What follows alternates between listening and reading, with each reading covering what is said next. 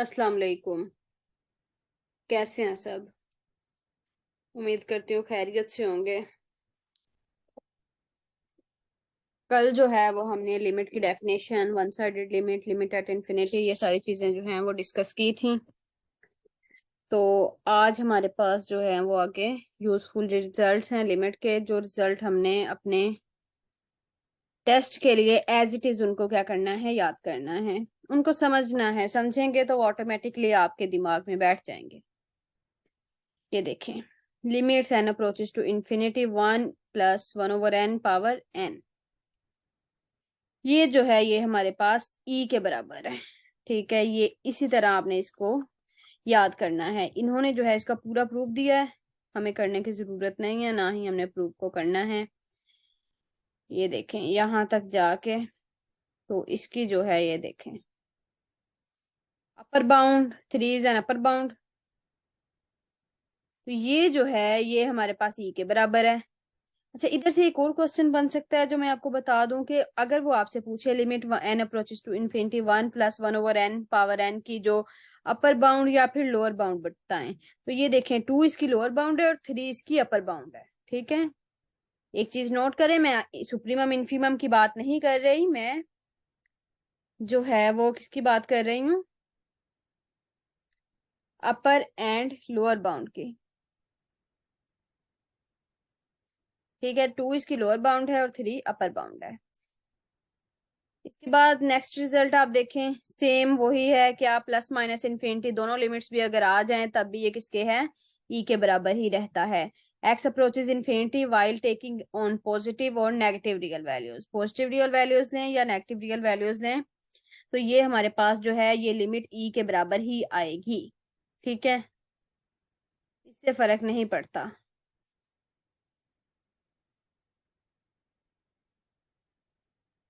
ये इन्होंने सारे केस जो हैं वो प्रूफ किए हैं। ये एक छोटा सा रिजल्ट क्रोलरी इधर इंपॉर्टेंट है, ये देखें।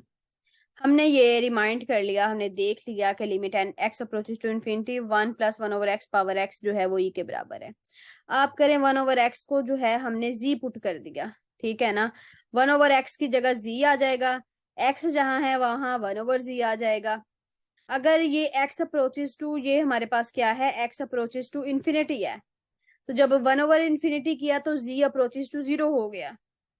जो हमने सब्सटीट्यूशन की है मैं आपको फिर बता दूं, एक तो हमने पुट किया वन ओवर एक्स को जी पुट कर लिया। ठीक है, अब एक्स क्या है, इन्फिनिटी है, तो वन ओवर इन्फिनिटी हमारे पास जीरो आ जाएगा। इसका मतलब जब एक्स इन्फिनिटी को अप्रोच कर रहा है तब जी जो है वो जीरो को अप्रोच करेगा।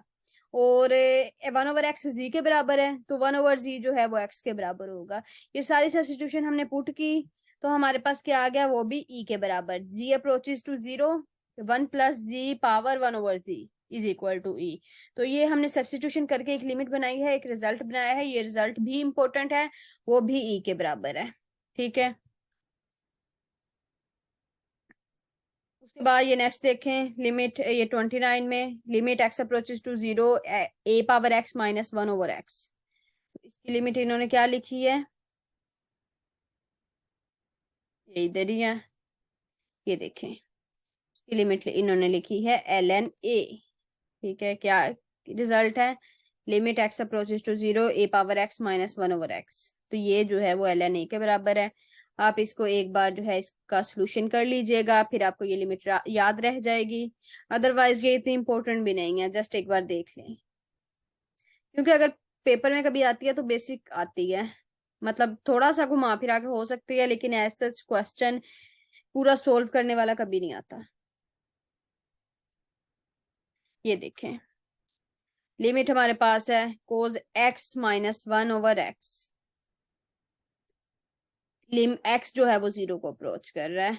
तो सिंपल अगर आप देखें, एक्स की जगह जीरो पुट करें तो cos zero one minus one, ऊपर भी जीरो नीचे भी जीरो, तो ये इनडिटर्मिनेट फॉर्म है। ठीक है, हमने इसको करना है सैंडविच थ्योरम से। ठीक है, माइनस वन ओवर एक्स, ये देखें, ये ली हमने limit one x over two और इधर जीरो। ठीक है, हम इस तरह भी ले सकते हैं, लेकिन हम दूसरे तरीके से भी ले सकते हैं। वो हमारे पास क्या है कि लोअर साइड पे हम माइनस वन ओवर एक्स लें, माइनस वन ओवर एक्स की लिमिट भी जीरो है, 1/x अपर साइड पे ले, 1/x की लिमिट भी 0 है। तो सैंडविच थ्योरम से हम कह सकते हैं कि 1 माइनस कोस x/x की लिमिट भी हमारे पास क्या है, 0 है। या फिर अगर आप सिंपल में आपको बताऊं तो आप इसको क्या करें, एल हॉपिटल रूल लगाएं। कोस x माइनस 1 का आ जाएगा माइनस साइन x, नीचे आ जाएगा x की जगह 1, minus sine x minus sine 0, जब x की जगह 0 पुट किया तो वो हमारे पास 0 आ जाएगा। क्योंकि आपने तो रिमाइंड करना है ना, आपको प्रोसेस से कोई लेना देना नहीं है, आपको सिर्फ पता होना चाहिए कि इसकी लिमिट किस तरह हमारे पास जो है हमारे जहन में बैठ सकती है, वो प्रोसेस आपने अपने दिमाग में बिठा लेना है। Cos x is equal to 1 हमें पता है, कोस 0 1 होता है, सिंपल ऐसे ही याद कर लेना है इसे।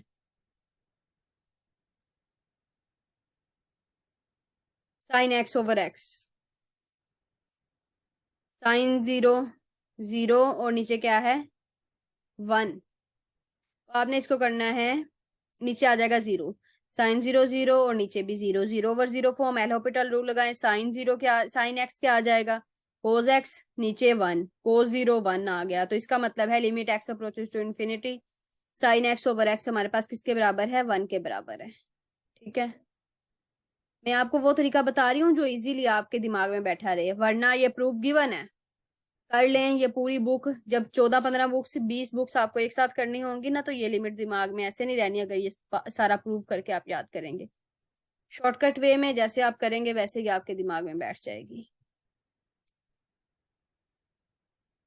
Limit x approaches to a x power p minus a power p over x minus a, तो ये किसके बराबर है,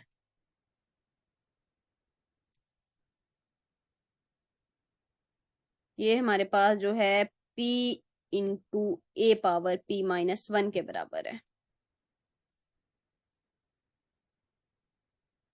ठीक है, ये एज इट इज आपने कर लेनी है। नेक्स्ट एक्सरसाइज है, लिमिट की प्रैक्टिस आप करना चाहें मोस्ट वेलकम, आप एक्सरसाइज 1.2 कर लें। लिमिट की प्रैक्टिस है, आपको अच्छे से आपकी प्रैक्टिस हो जाएगी, क्योंकि लिमिट का एक आध क्वेश्चन मोस्टली आ जाता है पीपीएससी में। ज्यादा बड़े बड़े क्वेश्चन करने की जरूरत नहीं है, बेसिक क्वेश्चन जो सिंपल सिंपल 2-2 3-3 स्टेप्स में हो जाएं, या आप अपने दिमाग से किसी शॉर्टकट वे से आप उनको कर लें तो वो बेटर है आपके लिए। ठीक है,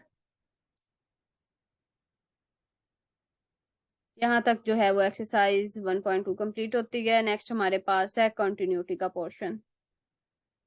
ठीक है, कंटिन्यूटी का जो है वो हमने इंटर में भी पढ़ा है, फर्स्ट चैप्टर में, तो वहां पे हमने कंटिन्यूटी की 3 कंडीशंस पढ़ी थी। हमने कहा था ये 3 कंडीशंस जिस पॉइंट पे जो है वो सेटिस्फाई हों, हम कहते हैं ये जो है हमारे पास फंक्शन उस पॉइंट पे कंटिन्यूअस है। और अगर फंक्शन अपनी डोमेन के सारे पॉइंट्स पे कंटिन्यूअस हो, तब हम कहते हैं कि ये फंक्शन जो है ये ओवरऑल अपनी डोमेन पे कंटिन्यूअस है। वैसे मैं इधर आपको local continuity and global continuity का बताने लगी थी, लेकिन वो जब हम यूनिफॉर्म कंटिन्यूटी पढ़ेंगे तब हम ये कंसेप्ट करेंगे। बस एक बात इधर सिंपल अगर आपको बता दूं, आपने ये याद रखना है, कंटिन्यूटी हमारे पास जो है ये लोकल प्रॉपर्टी है। आपको याद होगा मैंने सेकंड ईयर में जब हमने सेकंड और थर्ड चैप्टर किया डेरिवेशन इंटीग्रेशन का, मैंने आपको बताया था डिफरेंशिएबिलिटी हमारे पास लोकल प्रॉपर्टी है और इंटेग्रेबिलिटी हमारे पास जो है वो ग्लोबल प्रॉपर्टी है। वहां मैंने डिफाइन भी किया था, एक बार फिर आपको रिमाइंड करवा दूं कि डिफरेंशिएबिलिटी लोकल प्रॉपर्टी इस तरह है कि हमें कहा जाता है कि इस फंक्शन को डिफरेंशिएट करके ये पॉइंट पे इस डिफरेंशिएबिलिटी की वैल्यू फाइंड करें। मतलब डिफरेंशिएबिलिटी एट अ पॉइंट हम फाइंड कर सकते हैं, कोई भी पॉइंट गिवन हो हम उस पे उसकी डिफरेंशिएबिलिटी फाइंड कर सकते हैं। इसीलिए जब एक पॉइंट पे फाइंड कर सके हम कहते हैं ये हमारे पास लोकल चीज है, ये हमारे पास लोकल प्रॉपर्टी है डिफरेंशिएबिलिटी। लेकिन अगर आप इंटेग्रेबिलिटी की बात करें तो इंटेग्रेबिलिटी में हमारे पास या तो इनडेफिनेट इंटीग्रल है या डेफिनेट इंटीग्रल है। हमें कभी भी, हमने आज तक ऐसा क्वेश्चन नहीं पढ़ा कि हमें कहा गया हो इस पॉइंट पे जो है वो आप एक पॉइंट पे क्या फाइंड करें, इंटेग्रेबिलिटी फाइंड करें। डेफिनेट इंटीग्रल में हमारे पास हमेशा एक इंटरवल होता है जिसपे हम क्या करते हैं उसकी इंटीग्रेशन फाइंड करते हैं। तो इसी तरह कंटिन्यूटी की अगर बात करें तो कंटिन्यूटी लोकल प्रॉपर्टी है। कंटिन्यूटी एट अ पॉइंट हम फाइंड कर सकते हैं, ठीक है। जो एट अ पॉइंट फाइंड कर सके उसे लोकल प्रॉपर्टी कहते हैं। जो एट एन इंटरवल फाइंड करें किसी भी इंटरवल पे, तो उसको हम कहते हैं ये हमारे पास क्या है, ये हमारे पास ग्लोबल प्रॉपर्टी है। तो चलें जी, हम कंटिन्यूटी को स्टार्ट करते हैं। Let F be a function from R to R, R से आर पे फंक्शन है, रेंज भी रियल नंबर, डोमेन भी रियल नंबर, तो हम कह सकते हैं ये रियल वैल्यूड फंक्शन है। F is said to be continuous at a point, किसी भी पॉइंट पे कंटिन्यूअस है।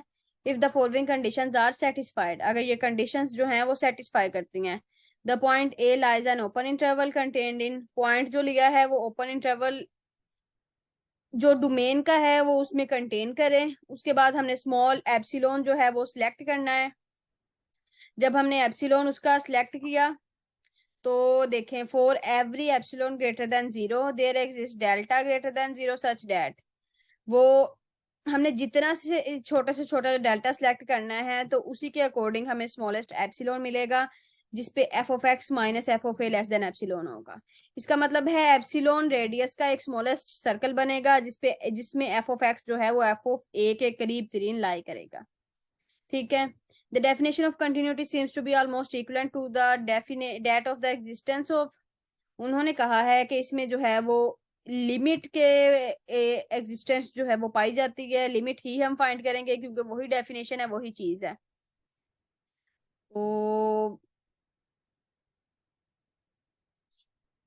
The limit of a function में exist at a point where it is not defined, limit हम फाइंड करते हैं किसी भी फंक्शन के उस पॉइंट पे जहां पे वो फंक्शन डिफाइन ना हो, but it cannot be continuous at such point, it fails to satisfy condition 1। अच्छा जी, ये जो बात इन्होंने कही है मैं अपने लफ्जों में बता देती हूँ। जब हम लिमिट फाइंड करते हैं तो हम लिमिट उस पॉइंट पे फाइंड करते हैं जहां पे वो फंक्शन डिफाइन ना हो, ऐसा पॉइंट जो उसकी डोमेन में इंक्लूड ना हो। हम यही कहते हैं ना, मतलब हमने फंक्शन पढ़ा था एक्स स्क्र माइनस 4/x-2, ये हमने फंक्शन पढ़ा था। अब डिनोमिनेटर में x-2 है, तो जब 2 पुट किया तो क्या फंक्शन जो है वो वैनिश हो जाएगा।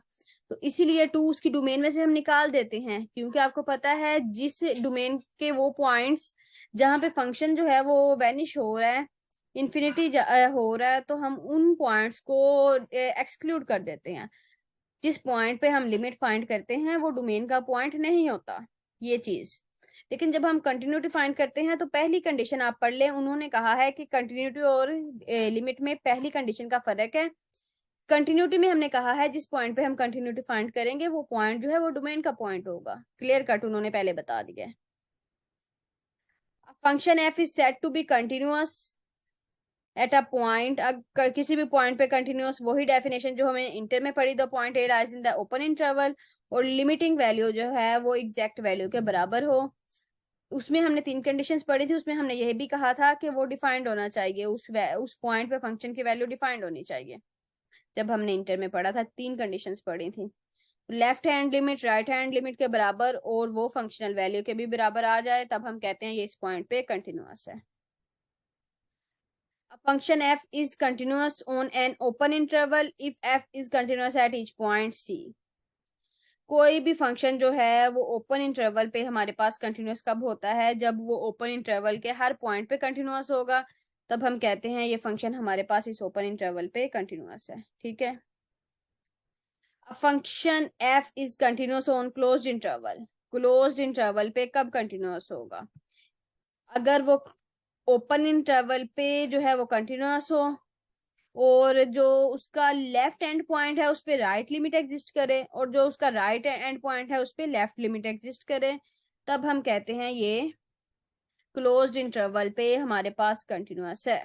एक चीज नोट कर लें, अगर हम कहते हैं किसी भी क्लोज्ड इंटरवल पे हमारा फंक्शन जो है वो कंटिन्यूअस है, ठीक है, तो उसकी क्या कंडीशन होंगी। उस क्लोज्ड इंटरवल का सबसे पहले आपने लेना है ओपन इंटरवल, उस ओपन इंटरवल पे तो फंक्शन कंटिन्यूअस होगा।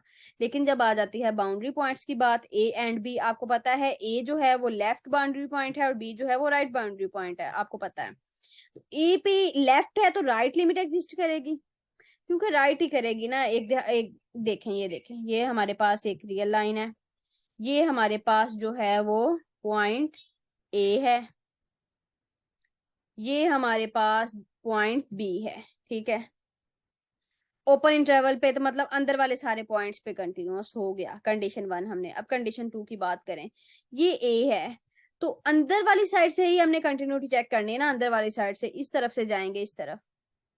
जब अंदर वाली साइड से हम कंटिन्यूटी चेक करेंगे तो क्या होगा, ये कौन सी लिमिट बनती है जब अंदर वाली साइड से जाएंगे, ये राइट हैंड लिमिट बनती है।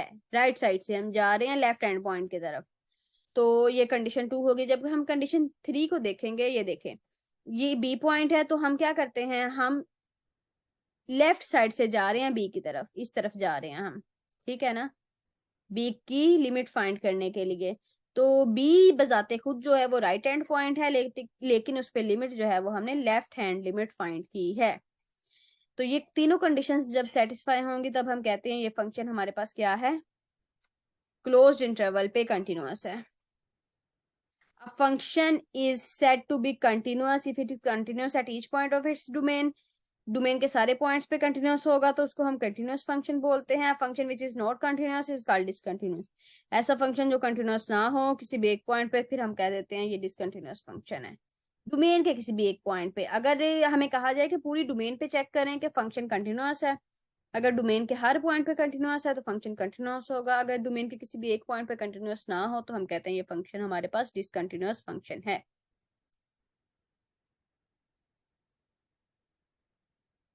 यहां तक किसी को कोई क्वेश्चन है तो वो पूछ सकता है।